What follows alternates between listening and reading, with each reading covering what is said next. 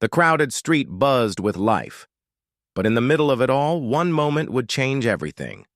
A woman clutched her purse tighter when she saw a black man walking nearby. In her mind, suspicion took over. She judged him instantly, thinking he was a criminal. But fate had something shocking in store. Hours later, when her world turned upside down, the same man appeared again, holding something she thought was gone forever. What happened in between will leave you speechless. Stay with me until the end, because the truth behind this story is something you'll never forget. The city was alive with its usual rhythm, horns blaring, footsteps rushing, vendors calling out their deals. Among the sea of faces was Marcus, a hard-working man who had spent years proving himself in a world that too often judged him by his skin rather than his actions. He was quiet, respectful, and carried himself with dignity, though life had not made things easy for him. Every day he worked long hours at a local warehouse and helped his neighbors whenever he could. That afternoon, Marcus had stopped by a busy shopping district. Families crowded the sidewalks, children pulled at their parents' sleeves, and tourists snapped photos of towering billboards.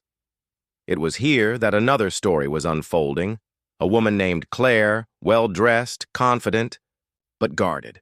She came from a world where appearances mattered more than intentions, and deep inside, her trust for strangers, especially those who looked different from her, was almost non-existent. As she browsed through the shops, her eyes fell on Marcus, passing nearby. He wasn't doing anything unusual, just walking with steady steps, minding his own business.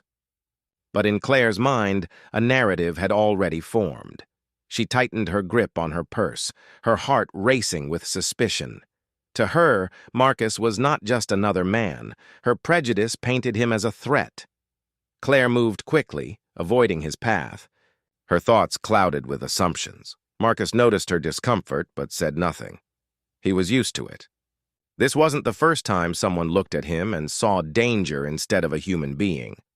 Still, he walked on, carrying the silent weight of judgment that seemed to follow him everywhere.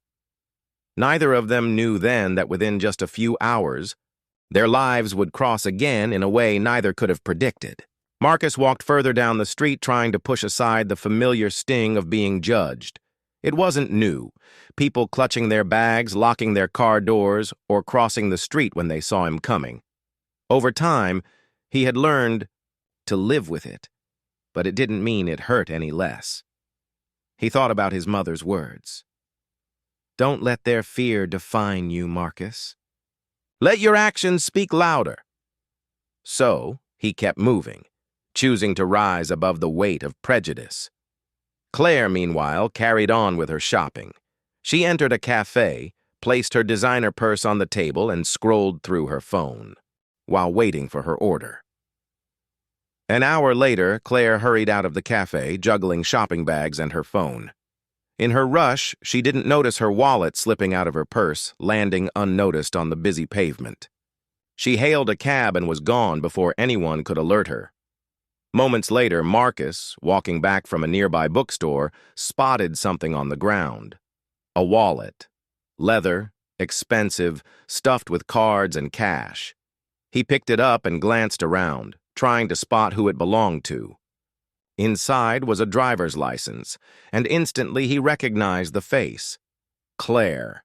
The same woman who had tightened her grip, who had looked at him like he was the danger in her perfect world.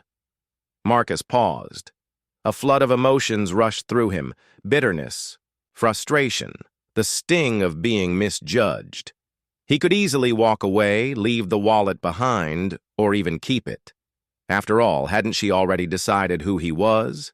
Hadn't she already branded him in her mind as a criminal? But Marcus wasn't built that way. Deep down, he believed that integrity wasn't about how others saw you. It was about who you chose to be when no one was watching. With a deep breath, he slipped the wallet safely into his jacket. Claire, on the other hand, didn't realize her mistake until hours later. At a boutique counter, she reached for her wallet, only to feel panic rise in her chest. Her hands searched desperately through. Her purse, her bags, her coat pockets. Nothing. The color drained from her face. Credit cards, cash, her ID, all gone. Fear gripped her, not just for the money, but for the vulnerability of losing everything in a city she thought she controlled. In that moment, Claire's mind went back to Marcus. Strangely, his image resurfaced, not because he had done anything, but because of what she had assumed earlier. The prejudice that lived quietly in her mind now roared with suspicion. She told herself it was likely stolen, and a part of her believed she already knew who to blame. But the truth was far different. While Claire sank into fear and frustration, Marcus was making his way to return what wasn't his. Step by step, he was about to challenge every assumption she had ever made about him. By evening, the city lights began to glow, and Claire sat on a bench outside the boutique, her hands trembling as she made frantic calls to cancel her credit cards. The weight of the loss pressed down on her, anger mixed with fear, and deep inside, her thoughts turned bitter. Then, just as she hung up the phone, a shadow approached. Her heart skipped. She turned, and there he was, Marcus, the very man she had silently accused. Claire's breath quickened and panic spread across her face. She clutched her purse tighter, convinced her instincts had been right all along. But instead of threatening her, Marcus extended his hand. Resting in his palm was the wallet she thought was gone forever. "You dropped this earlier," he said calmly, his voice steady but filled with quiet dignity. She looked at the wallet, then at Marcus, struggling to process what was happening. Every assumption, every fear, every ugly thought she had clung to just hours ago came crashing down in that instant. Marcus didn't wait for gratitude or recognition. He gently placed the wallet on the bench beside her. His eyes carried a look, not of anger, but of a tired understanding. Claire's lips parted, but no words came out. Shame burned in her chest. Here was the man she had judged as a criminal.